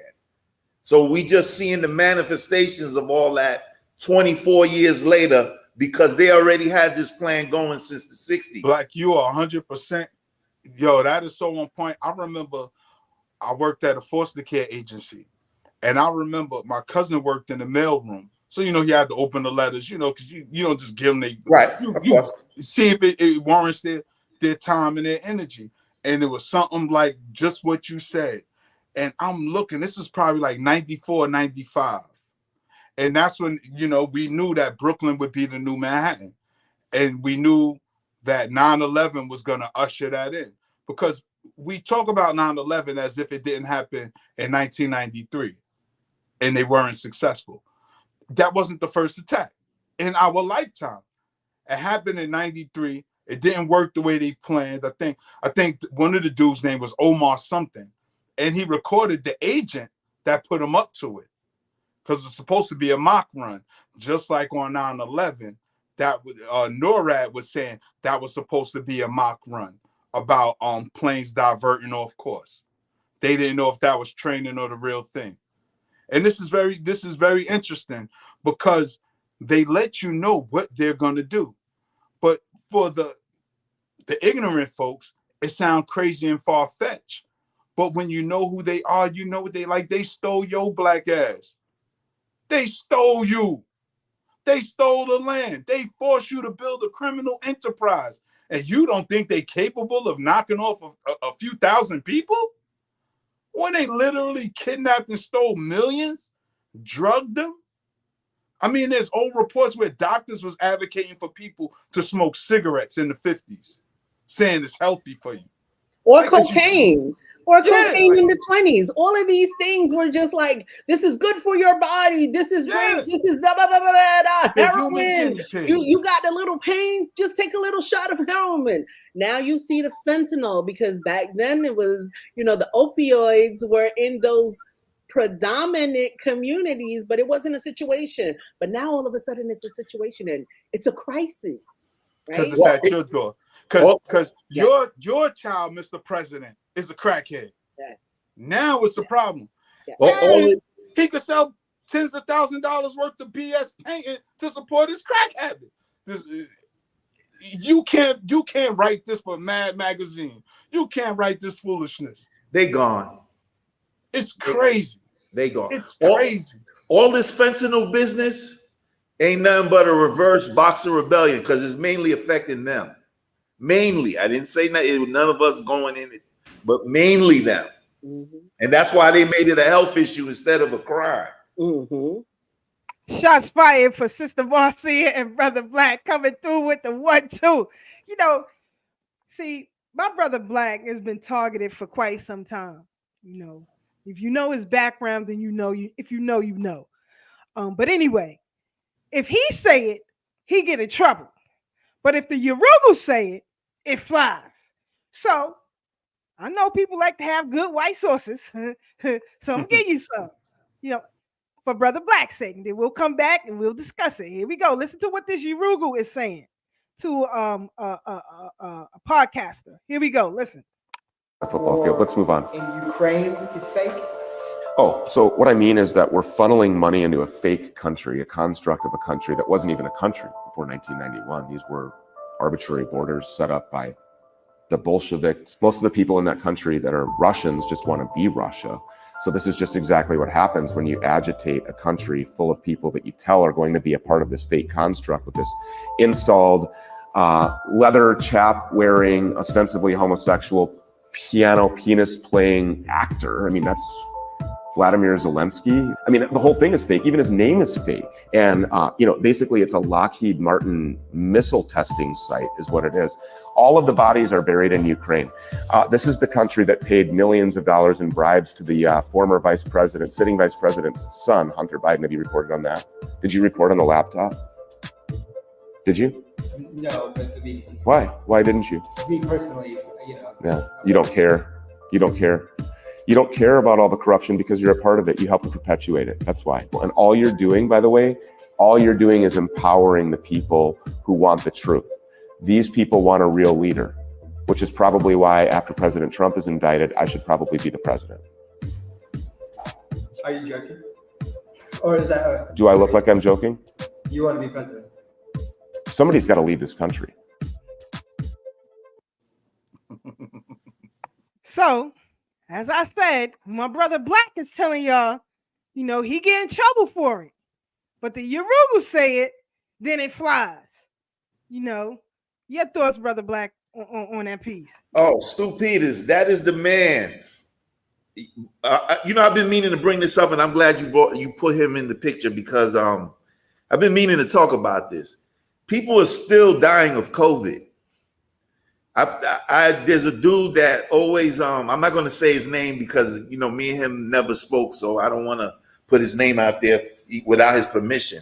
But there's a dude that been like B actors and people who were like had 2 hits in the 80s passing away, and if you don't know who they are, you just miss it. Maybe you were busy that day, you weren't online a lot, and it's gone in 8 hours. So you won't see it. And if you don't know who they are, it's like, who's the hell is that anyway? Okay, well, next thing, YouTube video or something. So what I'm saying is Stu Peters is the one that died suddenly. And he is no joke. So I recommend, if you get a chance, watch the movie. I put it on my blog last year when it came out. And there you go, Keish. You put it right on the head. I don't got nothing else to say about that. As he's a real one, even if he's a corky. He's a real one. I ain't never seen him slipping in his mat. Got you, Brother Black. And, just because Sister Marcia sent me this next clip, but it's an animation of pretty much what I've been saying for quite some time. Listen, you have to watch it when you have people, specifically corporations or celebrity folks that have foundations, right? And they have these foundations and they philanthropists and they giving a whole lot of money away. Well, you don't want to believe our spiel. Well, here's a little animation for you, and we'll come back and we'll discuss with Sister Marcia. Here we go. What is up with you guys donating millions to charity? I thought billionaires were supposed to be cold money hungry people. No, we love donating, and we don't mind the tax write-offs that come with it too. What tax write-offs? Well, when we donate something to charity, we get huge tax write-offs for that. So that's why you do this? To save taxes? No, we do it to help the children, and we don't mind the added perks, of course. What perks? Power. Every major organization depends on our donations. If they do something we don't like, we'll simply threaten to pull our donations from them. That's why almost every charity does what we tell them to do. Even Bill Gates once said that the difference between a philanthropist and the president is that the president's power ends after 4 years, but philanthropy exists for a lifetime. Well, at least charities are getting proper funding, I guess. Yeah, about that, not all of our donations reach the actual charities. How much of it does reach? 5%. What? Yeah, I forgot about that part. We donate our money to our own private foundations and get a huge tax write-off every time we do that. So all our money is still in our control, just parked in a different place. From there, our foundations then distribute only 5% of the total money to the actual charities. I can't believe that even your donations have an agenda behind them. What the is up with you guys donating? Sister Marcy, your thoughts on this clip? Because a lot of people, they kill me with their 501c3s, or talk about certain corporations or individuals in business or celebrities who have these philanthropic organizations. When we say something, oh, you a hater. You a hater. You don't know what you're talking about. But here is a simple animation to explain why I don't get down. So you and your 501c3, y'all can stay over there with your shenanigans. I'm not with it. But Sister Marcia, your thoughts, because you're the one who submitted this clip. Yeah, no, it's just as someone who works with 501c3s often, it's really interesting on where you're accessing funds from and when you're requesting funds and how you must request funds, because again, this their charity is their trust or their bank. This is where they get their funds from. So, of course, they're going to dictate where their own money is going to, what their own money is going to do. And if it doesn't align with them, it doesn't align for you. And sometimes, I will have some people saying, oh, well, X, Y, and Z has money that they're giving out. Let's go knock on their door. And you have to look behind the scene of whomever you're going to get money from, even if you're getting money from New York City. Like, there's a lot of money out here. Now, brothers and sisters, there's money to be had out here. But you have to make sure how many times you're going to knock on the door before they start looking at you and telling you what you must do with those funds. Like, what I don't know is what I don't know. Black Lives Matter, right? George Soros starts everything, right? But at the end of the day, he's still telling those sisters what they must do with the money. And so maybe they're like, you know what? Let me buy $1 million houses since I can't do whatever I want to do with the money. I don't know. All I'm saying is that there is money out here, whether you're a 501c3 or not. But when you're going to ask or request for money to support whatever endeavor you have, make sure that it's an endeavor that's going to be all inclusive, because if it's not all inclusive, they're going to start narrowing down on you. Make sure that you're able to articulate a way that even if this large part is all inclusive, there's a little barrier that you can create for us. And now there's so many things that we can talk about in regards of accessing funds, but know the big stuff. And this is a big stuff. And it being outlined in a cartoon, how simple of an explanation, because so many times you're trying to explain certain things to people and they're still so narrow-minded. Like, yeah, my 501c, I could do this and you can't do very much. So I need you to calm down and really think about what it means when you're accepting funds from other people. Brother Magnetic Peace Tyson is right and exact on his comment. He said to accept their grant money is to play by their rules. Absolutely. I had a conversation with a friend about a 501c. They will never fund a true Black empowerment. Absolutely not. You cannot speak against the government. Absolutely. Speaking of the government, people in Baltimore are trying to make it, as best as they possibly can. And they ain't got no money. They ain't got no money. But they sure subsidies is welfare to me. So a lot of these corporations get state and federal subsidies, right? This $1 billion jail that's being built in the city of Baltimore. You know what that's about. You know what I told you. Listen, it's about to get real hot. Real hot. And on top of that, laws are being repealed in just about every state. Every state. So, to the people in Bmore, hold a line. Shout out to Darren Muhammad. You know, I love Brother Darren Muhammad. On Saturday, State of the City, he gave us so much information about what's happening in the city of Baltimore. It's crazy. It's crazy. We got to take control of our tax dollars by hook or crook. Otherwise, we're going to lose it all, family. We're going to lose it all. And aren't we losing it already to the migrants? I was just about to say that. Sorry. We in tune, brother. We in tune. Because they taking it and giving it away to everybody except you. Except you. You know what I'm saying? I had let me see if I can open this up.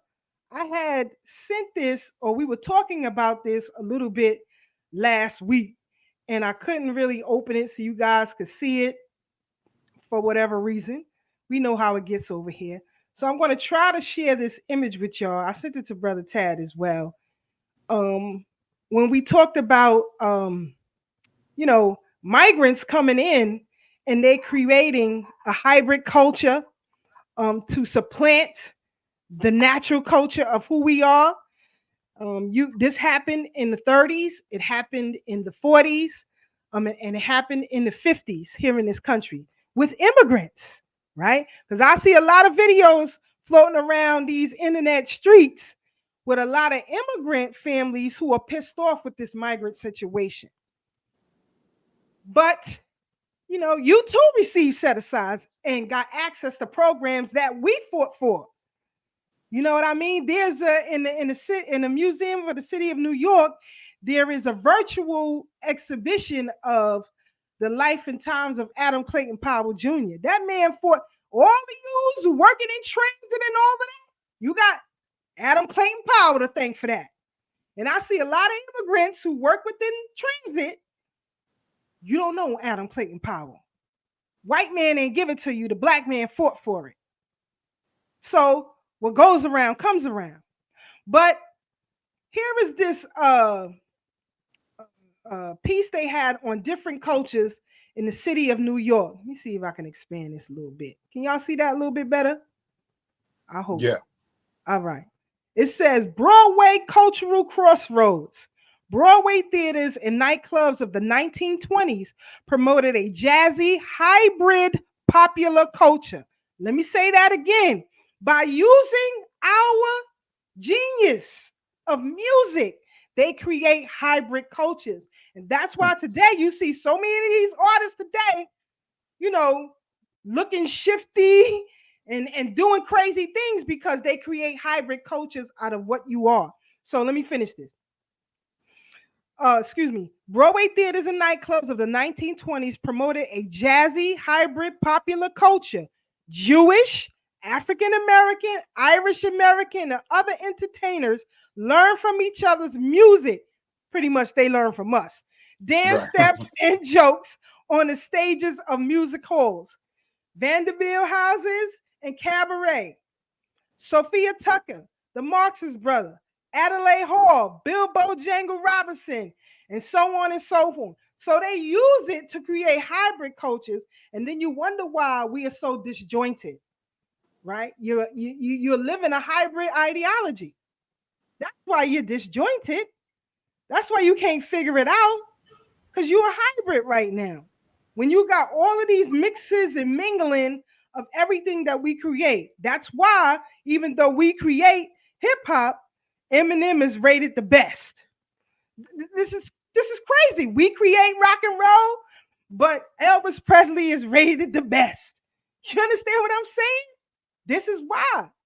And we saw a lot more to this exhibit, but I just wanted to highlight that piece. Do you remember that, Sister Marcia? Because I was trying to remember last week. I absolutely did. And remember, I sent you a picture following that based on our conversation online. There's a whole picture of a Hasidic person mingling with a sister in inappropriate ways on cover of New York Times, even if it's in a cartoon format. I don't want to see that.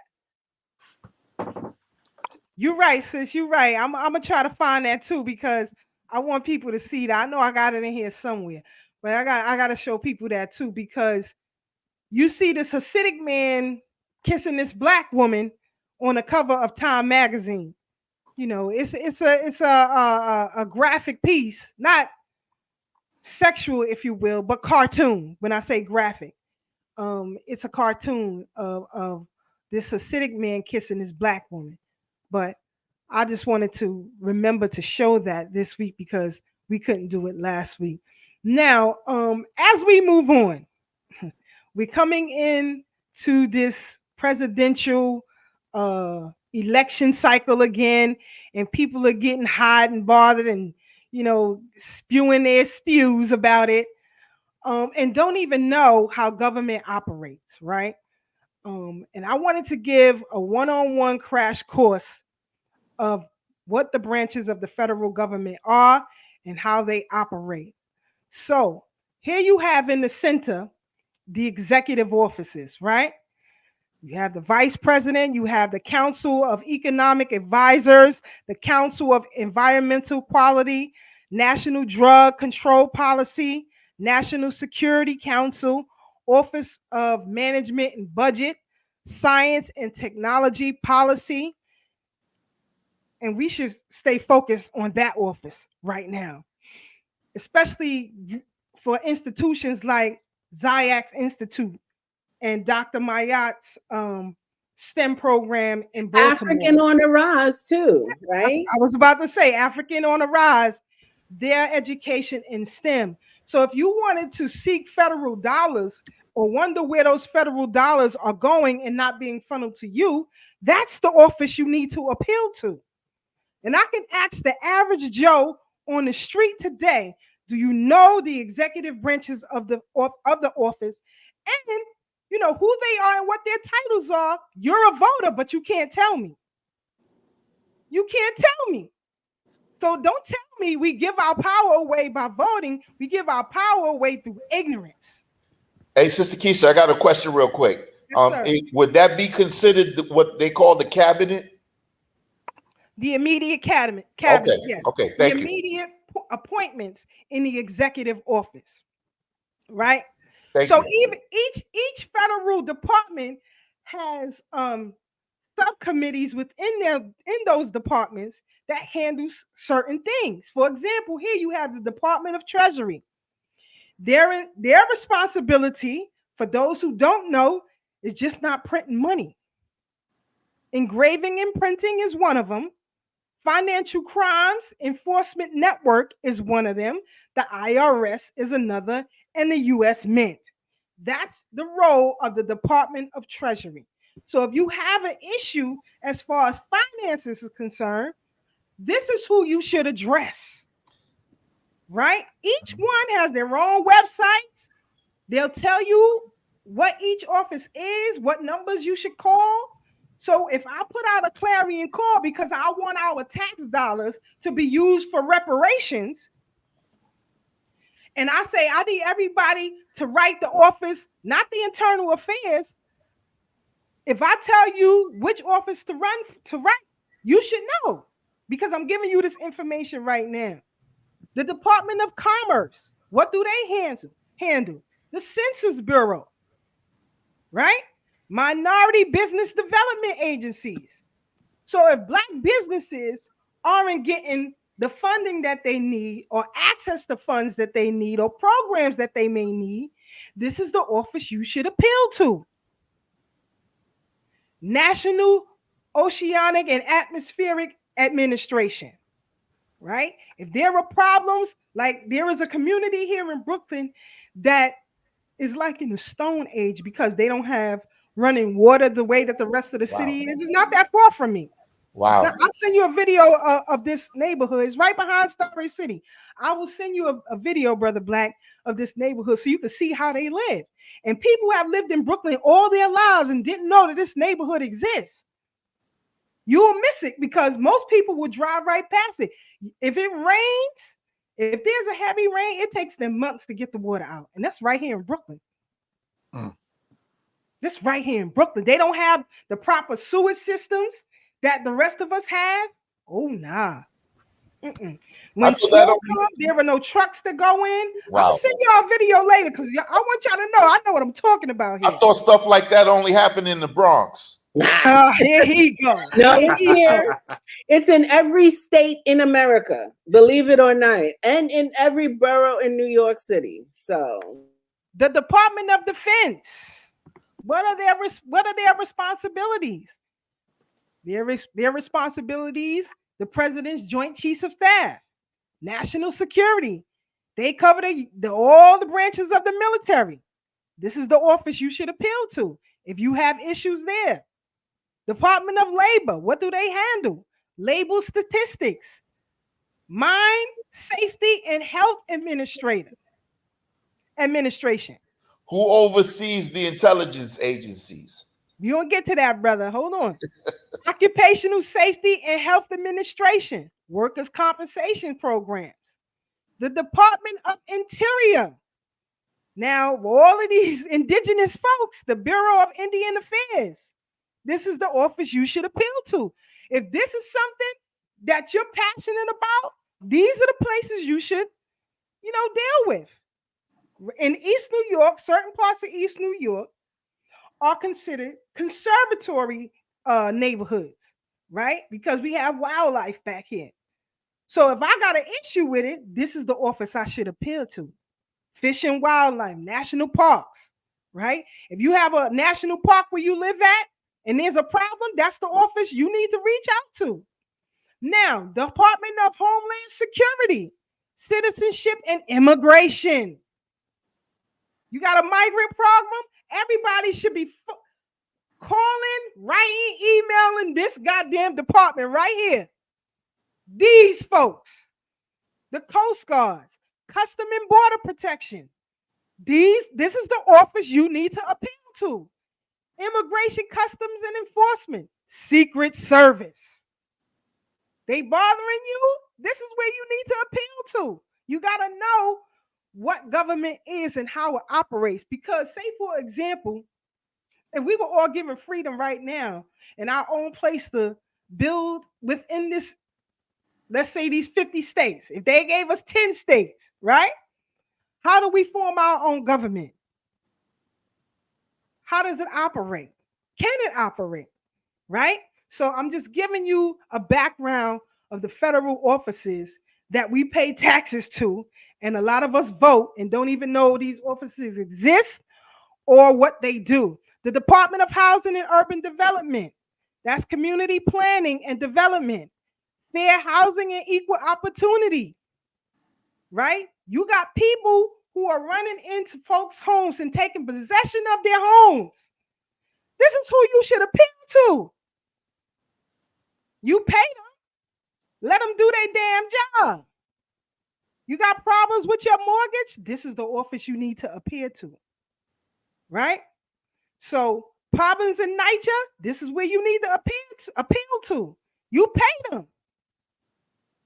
The center of U.S. government are these independent, now hear me again, independent establishments and government corporations.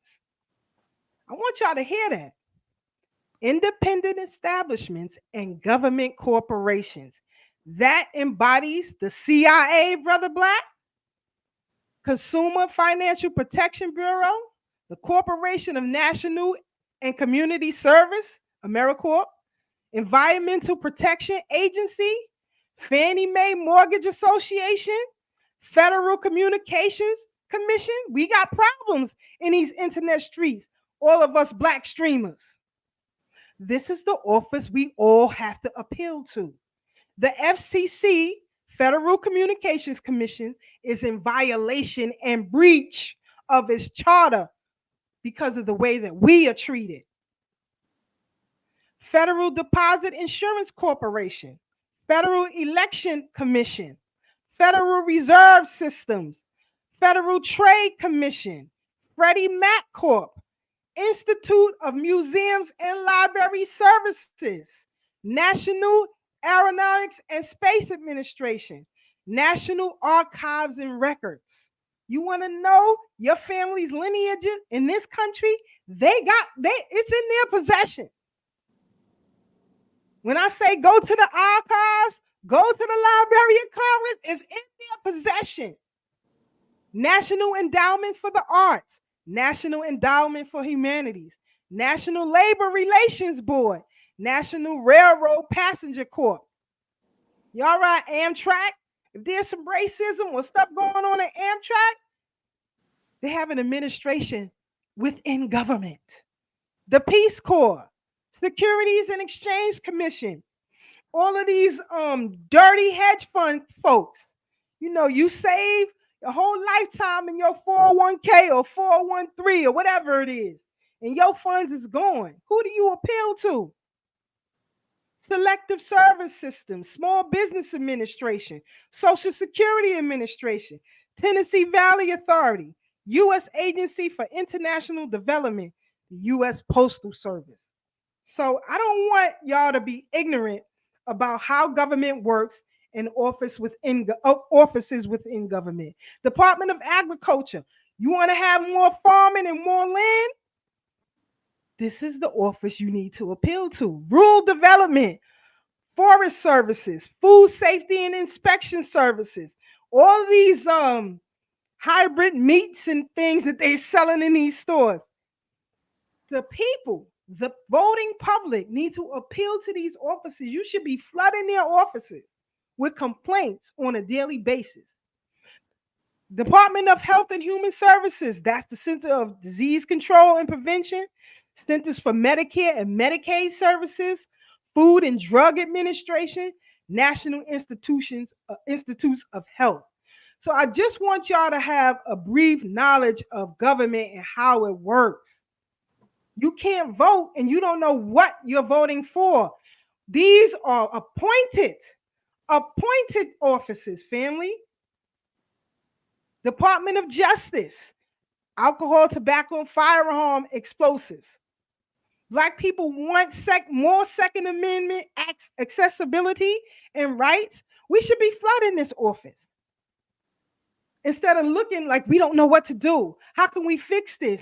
The fixes are simple, but we have to do it in mass. The fixes they will appeal to you.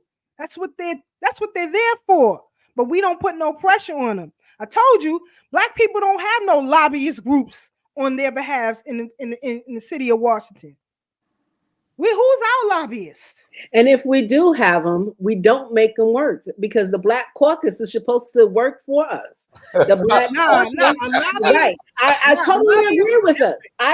Listen, I said they're supposed to. They're supposed to have a representative in each of these departments for us. We are supposed to, as we're doing our campaigns, we are supposed to send each of these departments our local representative, our local congressperson, our local state assembly person. We are supposed to send CC copies to everyone that I'm complaining. And if I'm writing a letter every week and I'm sending out one letter about one thing, I'm CCing all these departments and everyone is getting a copy of the same letter. It's not very hard. Brothers and sisters, we can write this one letter and duplicate it, but we don't want to apply some of the effort that goes in. So with that said, Sister Marcia, what I believe is Hold on 1 second, Brother Black. I'm gonna come right to you. I want to stay in that vein because I want people to really understand the distinction. There is a difference between lobbyists and government representation. The lobbyists are hired by businesses and individuals to advocate to your government representatives on your behalf. It's not the job of the person you elected to personally help your needs. That's why people get tripped up. Well, we vote for these people and they're supposed to. That's not how government works. We are supposed to have lobbyists to advocate on our behalf, and we don't. A lot of people, listen, you have people who want to go to school for economic reasons. They want to study STEM, whatever.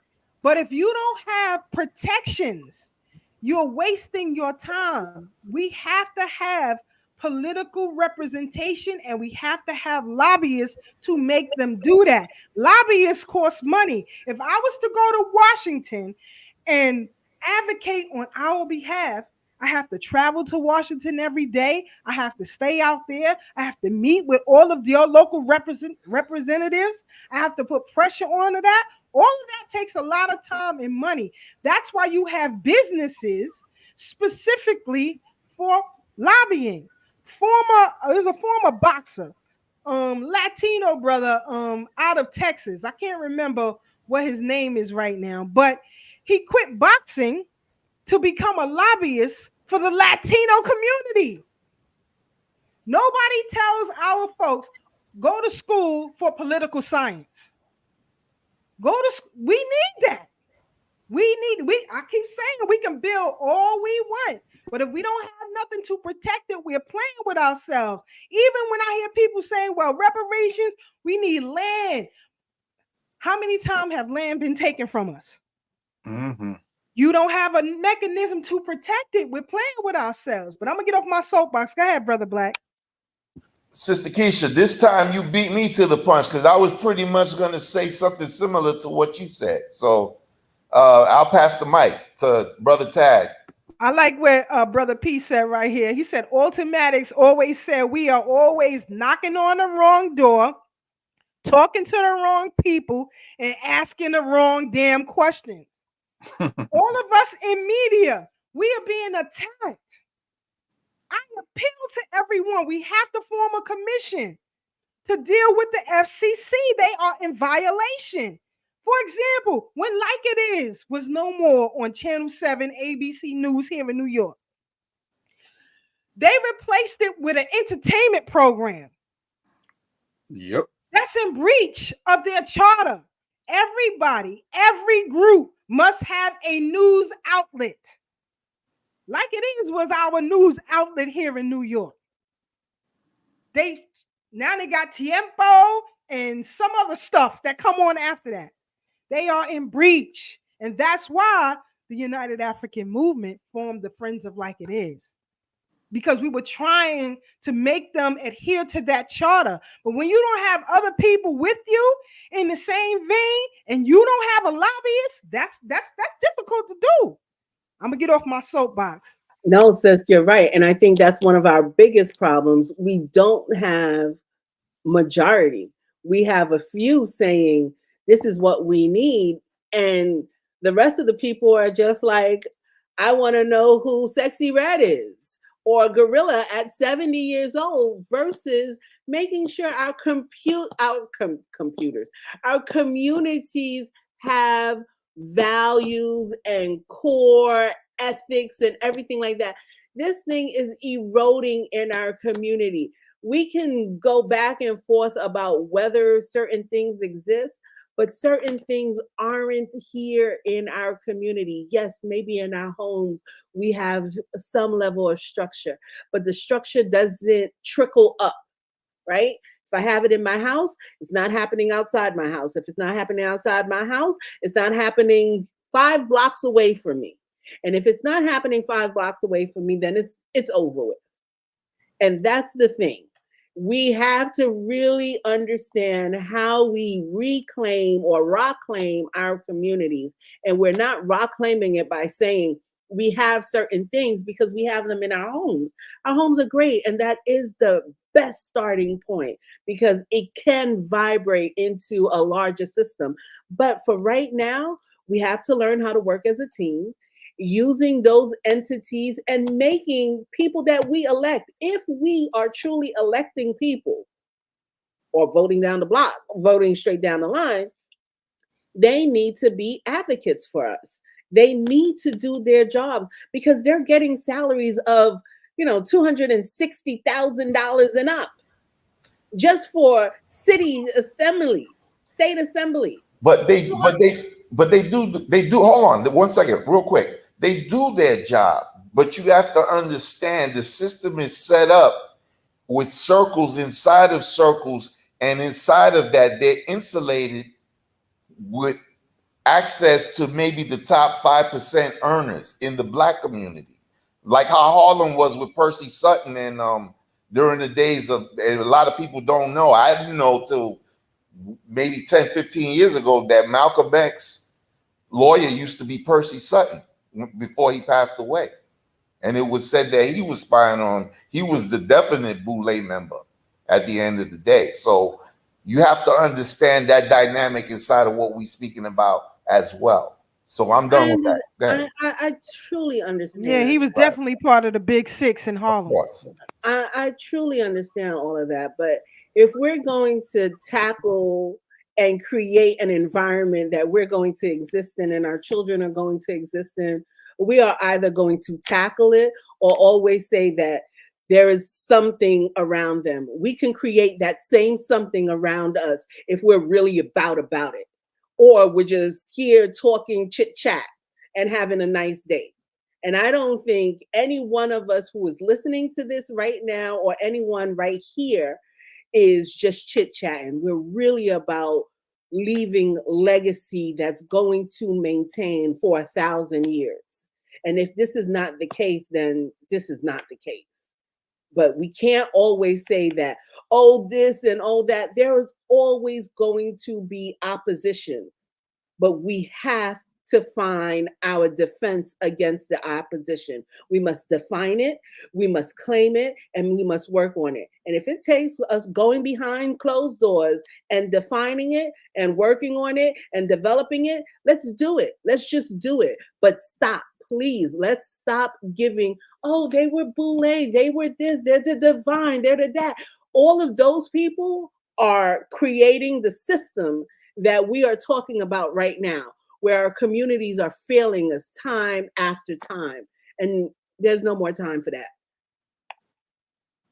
Thank you, Sister Marcia. We've come to the end of our program. Final thoughts and commentary, Brother Black. That was quite a beautiful ending, Sister Marcia. But from where I'm looking at it, we soon won't have to, conversations like this will soon be a thing of the past. We all aware of the celestial, the cosmic, the occurrences with the everyday. I mean, by now I can spout off 5 or 6 people who follow these things, and pretty much they're all matching in what they're saying in as far as what the cosmos are doing. So I always keep that in mind when we have these great talks. By the way, everybody contributed some beautiful stuff tonight, and I thank y'all for my education. We just gonna keep on rising in the frequencies, which is happening already. I know it all feels different. Like COVID came around 4 years ago, like with the migrant crisis that started 1.5 years ago and really got popping last summer, happening and so on and so forth. Just deal with those things as distractions, knowing that the best is yet to come. I'm sorry, Tad, I had to take a little bit of your saying, but you know, we here. So nothing said here tonight other than maybe the 2 brothers that got abused and almost killed because of living with a white woman. He really downed me tonight because despite all whatever we spoke about, man, things are looking great if you know how to look at it, at least like how I do. So with that said, I love y'all. I'm glad we had this time tonight on this Black Tactics Thursday, like someone says. I won't say her name, though. And I'll see y'all on the bridge next week. Peace. So it's my turn, and I would like to say thank you, family, for a powerful conversation. As always, we always learn something new. We are always inspired to do something great. And like Sister Farnessa says, we have April 8th. The flash is coming. We're ready. But we also have March 25th. You know, Brother Black has told us about this in previous shows. There is a lunar eclipse happening March 25th. And there's just so many things happening under Newt, right? And if we understand that Newt transforms us and gives us our ability to recreate, this is our time. So with all of the flashing and the great things that Brother Black always shares with us, I want us to take this energy, for us to be the greatest. And those who are fasting during this time, I wish y'all the best because it's tough out here for a faster. And so, with all of that said, I want y'all to have a great week. May time flourish. And if it can't flourish, make it flourish. It is our ability to wield what we want. The power is in our hands. Peace. Oh, it's my turn? I'm so sorry, Brother Tad. You supposed to Hey, Sister Keisha was supposed to cut you off 20 minutes ago. But no, I definitely want to thank our audience for tuning in and rocking out with us. We greatly appreciate y'all. You know, we like to laugh. Though we cover serious topics, you know, we have to find time to smile. We enjoy each other's company. We enjoy y'all tuning in. So hopefully tonight what you take away is that we can't be divided. We can't be divided. We won't win if we're not united. That's very important. Love your family. Love your circles. Love yourself. Try to find out what real power is. Tap into that. Morning meditation along with morning prayer. It's all right. It's all right to pray. Don't let nobody drive you crazy with all that God ain't real or whatever. It's infinite intelligence that exists, that creates all this stuff out here to make it all possible. Get in tune with that. Get in tune with your higher self in the morning. Meditate. Drink some water. Definitely wash your body. You know, don't be distracted by the foolishness that's going on. Identify strong, sound, solid leadership and work with them. Find organizations, like-minded people. Like, subscribe, and share this program with people you think may need this information, particularly young people, because if mama and them 70, 80 years old and she watching Glorilla on Yo MTV Raps, this ain't the program for her. We just got to let mama meet Jesus, right? But on a serious note, y'all, you know, we'll be back next week. Hopefully you were inspired by something you heard tonight. It's your turn to go out and inspire others. So I want y'all to stay up, stay blessed, stay true. Remember, no matter how hard things may seem right now, hold on. Every Sunday, 2 p.m. on YouTube, the OG Wisdom Podcast. This week, we're going to have Sister Keisha drop in. I need my Sister Keisha to drop in and drop some words of wisdom. All right? 2 p.m. on YouTube, live, the OG Wisdom Podcast. But again, no matter how hard things may seem right now, there's always better days ahead. Sister Keisha.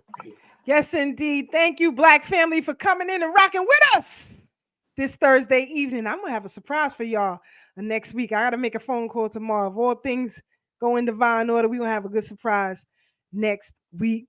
So I guess I will see y'all guys tomorrow, 7 p.m. on Dr. Randy Short's program, and we will have it listed streaming live on a Thorough Black Talk platforms as well. And then I guess I'll be with Brother Tad on Sunday, and then next week at the Brownsville Heritage House. So with all that said, you know, get into it. Get in where you fit in and make things happen, y'all. Y'all have a good night and a great week. We out, y'all.